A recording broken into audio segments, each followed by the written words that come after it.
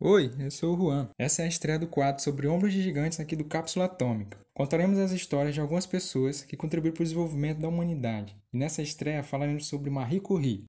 Marie nasceu em Varsóvia, na Polônia, no ano de 1867. A Polônia era então parte da Rússia czarista. Marie era a terceira filha de 5 filhos de um casal de professores. Devido a regras impostas pela Rússia à Polônia, os seus pais sofreram por serem a favor da independência da Polônia.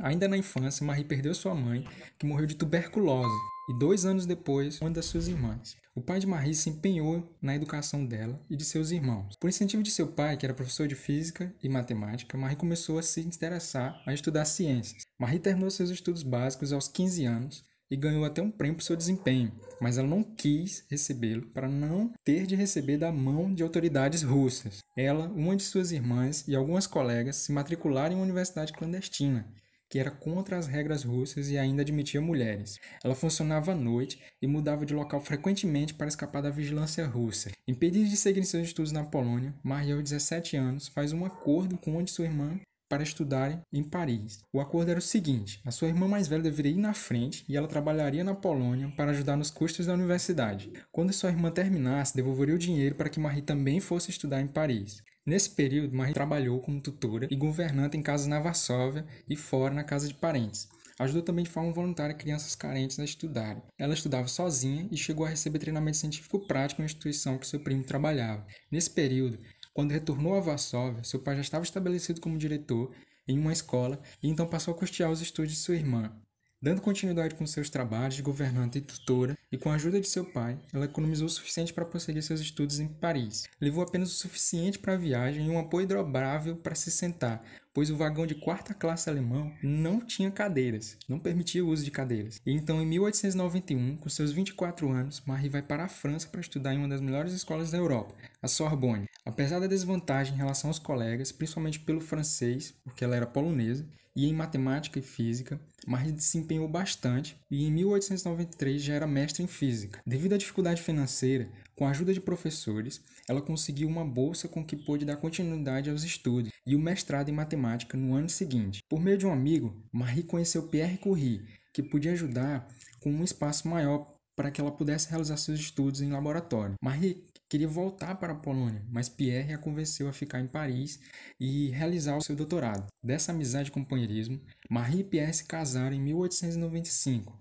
e Marie passou a ser conhecida por Marie Curie. Eles tiveram 2 filhas. O orientador de Marie Curie, o francês Henri Becquerel, após estudar e descobrir propriedades de cristais de urânio, incentivou a aluna a estudar essas propriedades. Em conjunto com Pierre, Marie iniciou os estudos com sais de urânio. Desses estudos, o casal descobriu 2 novos elementos, o polônio, nome dado por Marie em homenagem ao seu país, a Polônia, e o rádio. Então, Marie, em 1903, defendeu sua tese de doutorado, pesquisa sobre substâncias radioativas. Os avaliadores consideraram a mais importante pesquisa científica registrada até então. Marie, Pierre e Henri ganharam juntos o Prêmio Nobel de Física no mesmo ano. Com isso, Marie se tornava a primeira mulher a receber um Nobel. Os termos radioativo e radioatividade foram termos inventados por ela. A descoberta desses elementos abriu possibilidade de estudo sobre suas propriedades, tanto pela ciência quanto pela medicina. Isso foi possível porque o casal não quis patentear o processo de isolamento dos elementos radioativos. Em 1904, Pierre foi nomeado para a cadeira de Física da Sorbonne. Então Marie passou a ser a assistente-chefe do laboratório em que eles trabalhavam. Por causa de um atropelamento, 2 anos depois, em 1906, Pierre morreu. Junto com o sogro, Marie então passou a cuidar de suas 2 filhas. Um mês depois da morte de Pierre, Marie ainda foi nomeada em seu lugar para ocupar a cadeira de Física. Com isso, Marie Curie passou a ser a primeira mulher a ser professora da Sorbonne. Pouco tempo da morte de Pierre, Marie ainda teve de defender que o rádio era mesmo um elemento, pois Lord Kelvin, aquele mesmo que dá nome àquela unidade de temperatura, o Kelvin, havia contestado em um artigo. Marie, com a ajuda de um colega, fez novos experimentos e comprovou que o rádio era mesmo um elemento. Ela continuou a estudar as radiações e suas aplicações na medicina. Por esses estudos, recebeu outro prêmio Nobel, dessa vez o de Química, em 1911, passando a ser a primeira pessoa a ganhar o prêmio 2 vezes e até hoje a única pessoa a ganhar em duas áreas distintas da ciência. Nessa época, o relacionamento amoroso que Marie mantinha com um físico que era casado foi descoberto. Um membro do comitê do Nobel sugeriu a ela que não fosse receber o prêmio, o que ela respondeu: creio que não há relação entre meu trabalho científico e os fatos de minha vida particular. Ela foi a Estocolmo, junto com a irmã, aquela do acordo quando ela tinha 17 anos, e a filha mais velha, e recebeu seu prêmio. Nesse mesmo ano, aconteceu a primeira das famosas conferências de Solvay. Elas reuniam as mentes mais brilhantes da época para discutir física quântica, entre outros assuntos de física de partículas.